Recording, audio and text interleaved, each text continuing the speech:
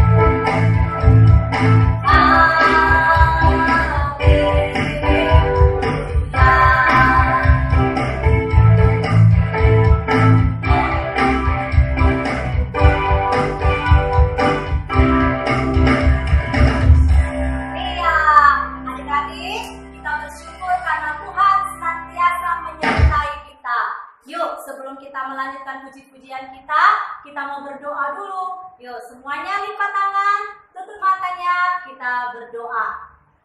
Tuhan Yesus, terima kasih untuk hari ini. Tuhan boleh menolong kami, memberkati kami, sehingga kami boleh memuji dan memuliakan nama Tuhan. Dan Tuhan Yesus, sebentar lagi kami akan mendengarkan firman-Mu. Berkati kami semua, sehingga kami boleh mengerti dan memahami setiap firman Tuhan yang boleh kami dengar hari ini. Berkati kami semua Tuhan Yesus, biarlah segala kemuliaan bagi nama Tuhan. Di dalam nama Yesus kami berdoa, amin. Ya, adik-adik, sekarang kita akan mendengarkan cerita firman Tuhan, cerita tentang Tuhan Yesus disalib, di mana Dia disalib mengorbankan dirinya untuk menebus dosa-dosa manusia. Siap untuk mendengarkan firman Tuhan? Siap. Oke, kalau sudah siap, sebelum kita mendengarkan firman Tuhan, kita memuji Tuhan dulu. Pujian ini berkata, Yesus disalib karena cintanya kepada kita semua. Ya, untuk itu kita memuji Tuhan. Yang belum tahu, kita latihan lagi lah supaya tahu lagu ini ya. Yuk.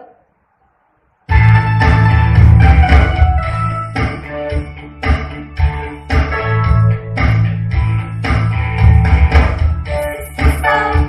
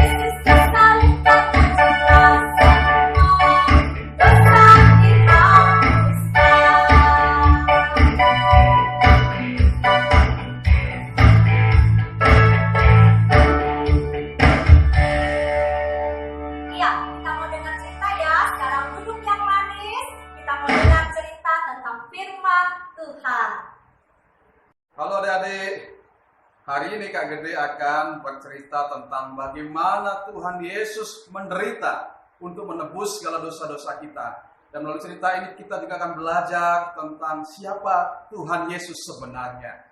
Kiranya cerita ini menjadi berkat buat adik-adik semuanya. Ketika hari mulai siang, semua imam kepala dan tua-tua bangsa Yahudi berkumpul dan mengambil keputusan untuk membunuh Yesus. Mereka membelenggu dia lalu membawanya dan menyerahkannya kepada Pilatus wali negeri itu. Pada waktu Yudas yang menyerahkan dia melihat bahwa Yesus telah dijatuhi hukuman mati, menyesallah ia. Lalu ia mengembalikan uang yang 30 perak itu kepada imam-imam kepala dan tua-tua dan berkata, "Aku telah berdosa karena menyerahkan darah orang yang tak bersalah." Tetapi jawab mereka, "Apa urusan kami dengan itu? Itu urusanmu sendiri."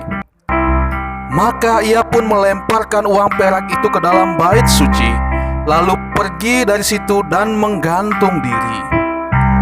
Imam-imam kepala mengambil uang perak itu dan berkata, "Tidak diperbolehkan memasukkan uang ini ke dalam peti persembahan, sebab ini uang darah." Sesudah berunding, mereka membeli dengan uang itu tanah yang disebut tanah tukang periuk untuk dijadikan tempat pekuburan orang asing. Itulah sebabnya tanah itu sampai pada hari ini disebut tanah darah. Dengan demikian, genaplah firman yang disampaikan oleh Nabi Yeremia. Mereka menerima 30 uang perak, yaitu harga yang ditetapkan untuk seorang menurut penilaian yang berlaku di antara orang Israel. Dan mereka memberikan uang itu untuk tanah tukang periuk, seperti yang dipesankan Tuhan kepadaku. Lalu Yesus diperhadapkan kepada wali negeri, dan wali negeri bertanya kepadanya, "Engkaukah raja orang Yahudi?" Jawab Yesus, "Engkau sendiri mengatakannya." Tetapi atas tuduhan yang diajukan imam-imam kepala dan tua-tua terhadap dia, ia tidak memberi jawab apapun. Maka kata Pilatus kepadanya, "Tidakkah engkau dengar betapa banyaknya tuduhan saksi-saksi ini terhadap engkau?" Tetapi ia tidak menjawab suatu kata pun, sehingga wali negeri itu sangat heran. Telah menjadi kebiasaan bagi wali negeri untuk membebaskan satu orang hukuman pada tiap-tiap hari raya itu atas pilihan orang banyak. Dan pada waktu itu ada dalam penjara seorang yang terkenal kejahatannya, yang bernama Yesus Barabas. Karena mereka sudah berkumpul di sana, Pilatus berkata kepada mereka, "Siapa yang kamu kehendaki untuk kubebaskan bagimu? Yesus Barabas atau Yesus yang disebut Kristus?" Ia memang mengetahui bahwa mereka telah menyerahkan Yesus karena dengki. Ketika Pilatus duduk di kursi pengadilan, istrinya mengirim pesan kepadanya, "Jangan engkau mencampuri perkara orang benar itu, sebab karena dia, aku sangat menderita dalam mimpi tadi malam." Tetapi oleh hasutan imam-imam kepala dan tua-tua, orang banyak bertekad untuk meminta supaya Barabas dibebaskan dan Yesus dihukum mati. Wali negeri menjawab dan berkata kepada mereka, "Siapa di antara kedua orang itu yang kamu kehendaki kubebaskan bagimu?" Kata mereka, "Barabas." Kata Pilatus kepada mereka, "Jika begitu, apakah yang harus kuperbuat dengan Yesus yang disebut Kristus?" Mereka berseru, "Ia harus disalibkan." Katanya, "Tetapi kejahatan apa yang telah dilakukannya?" Namun mereka makin keras berteriak, "Ia harus disalibkan." Ketika Pilatus melihat bahwa segala usaha akan sia-sia, malah sudah mulai timbul kekacauan, ia mengambil air dan membasuh tangannya di hadapan orang banyak dan berkata, "Aku tidak bersalah terhadap orang ini. Itu urusan kamu sendiri." Dan seluruh rakyat itu menjawab, "Biarlah darahnya ditanggungkan atas kami dan atas anak-anak kami." Lalu ia membebaskan Barabas bagi mereka, tetapi Yesus disesahnya, lalu diserahkannya untuk disalibkan. Kemudian serdadu-serdadu wali negeri membawa Yesus ke gedung pengadilan, lalu memanggil seluruh pasukan berkumpul sekeliling Yesus. Mereka menanggalkan pakaiannya dan mengenakan jubah ungu kepadanya. Mereka menganyam sebuah mahkota duri dan menaruhnya di atas kepalanya, lalu memberikan dia sebatang buluh di tangan kanannya. Kemudian mereka berlutut di hadapannya dan mengolok-olokkan dia, katanya, "Salam hai Raja orang Yahudi." Mereka meludahinya dan mengambil buluh itu dan memukulkannya ke kepalanya. Sesudah mengolok-olokkan dia, mereka menanggalkan jubah itu daripadanya dan mengenakan pula pakaiannya kepadanya. Kemudian mereka membawa dia keluar untuk disalibkan. Ketika mereka berjalan keluar kota, mereka berjumpa dengan seorang dari Kirene yang bernama Simon. Orang itu mereka paksa untuk memikul salib Yesus. Maka sampailah mereka di suatu tempat yang bernama Golgota, artinya tempat tengkorak. Lalu mereka memberi dia minum anggur bercampur empedu. Setelah ia mengecapnya, ia tidak mau meminumnya. Sesudah menyalibkan dia, mereka membagi-bagi pakaiannya dengan membuang undi. Lalu mereka duduk di situ menjaga dia. Dan di atas kepalanya terpasang tulisan yang menyebut alasan mengapa ia dihukum. Inilah Yesus, Raja orang Yahudi. Bersama dengan dia disalibkan dua orang penyamun, seorang di sebelah kanan dan yang seorang di sebelah kirinya. Orang-orang yang lewat di sana menghujat dia dan sambil menggelengkan kepala, mereka berkata, "Hai engkau yang mau merubuhkan bait suci dan yang membangun kembali dalam 3 hari, selamatkanlah dirimu jikalau engkau anak Allah, turunlah dari salib itu." Demikian juga imam-imam kepala bersama-sama ahli Taurat dan tua-tua mengolok-olokkan dia, dan mereka berkata, "Orang lain ia selamatkan, tetapi dirinya sendiri tidak dapat ia selamatkan. Ia Raja Israel? Baiklah ia turun dari salib itu dan kami akan percaya kepadanya. Ia menaruh harapannya pada Allah, baiklah Allah menyelamatkan dia, jikalau Allah berkenan kepadanya, karena ia telah berkata, 'Aku adalah anak Allah.'" Bahkan penyamun-penyamun yang disalibkan bersama-sama dengan dia mencelanya demikian juga. Mulai dari jam 12, kegelapan meliputi seluruh daerah itu sampai jam 3. Kira-kira jam 3 berserulah Yesus dengan suara nyaring, "Eli, Eli, lama sabachthani." Artinya, "Allahku, Allahku, mengapa engkau meninggalkan aku?" Mendengar itu, beberapa orang yang berdiri di situ berkata, "Ia memanggil Elia." Dan segeralah datang seorang dari mereka yang mengambil bunga karang, mencelupkannya ke dalam anggur asam, lalu mencucukkannya pada sebatang buluh dan memberi Yesus minum. Tetapi orang-orang lain berkata, "Jangan, baiklah kita lihat apakah Elia datang untuk menyelamatkan dia." Yesus berseru pula dengan suara nyaring, lalu menyerahkan nyawanya. Dan lihatlah, tabir bait suci terbelah dua dari atas sampai ke bawah, dan terjadilah gempa bumi, dan bukit-bukit batu terbelah, dan kuburan-kuburan terbuka, dan banyak orang kudus yang telah meninggal bangkit. Dan sesudah kebangkitan Yesus, mereka pun keluar dari kubur, lalu masuk ke kota kudus dan menampakkan diri kepada banyak orang.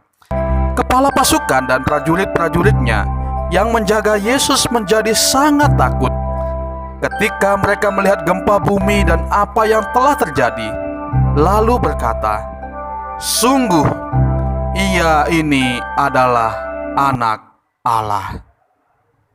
Dan di situ banyak perempuan yang melihat dari jauh, yaitu perempuan-perempuan yang mengikuti Yesus dari Galilea untuk melayani dia. Di antara mereka terdapat Maria Magdalena dan Maria ibu Yesus, ibu Yakobus dan Yusuf, dan ibu anak-anak Zebedeus.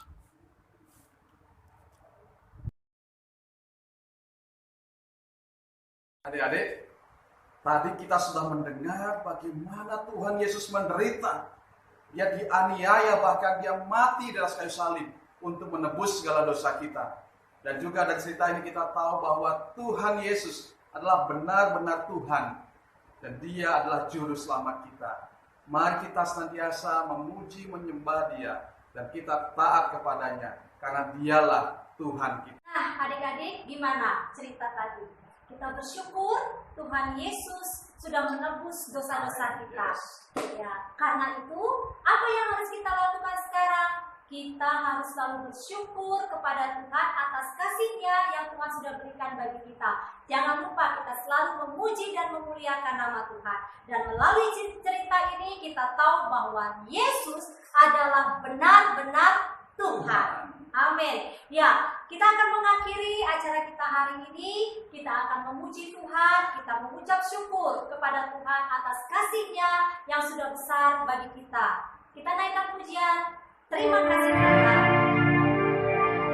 Ayo bangkit berdiri semuanya. Kita akan menaikkan pujian ini bersama-sama.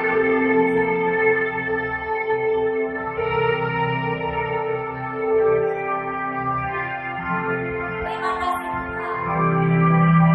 Terima kasih Tuhan untuk kasih setiamu yang alami dalam hidupku.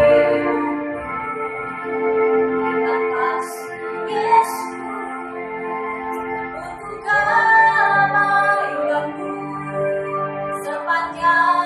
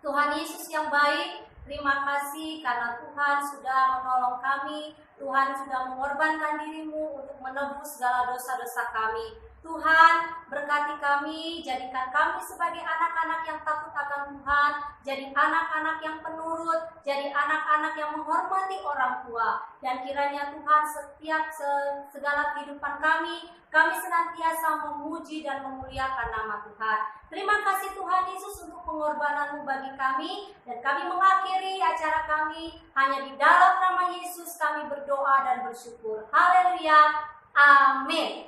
Tuhan Yesus memberkati kita semua.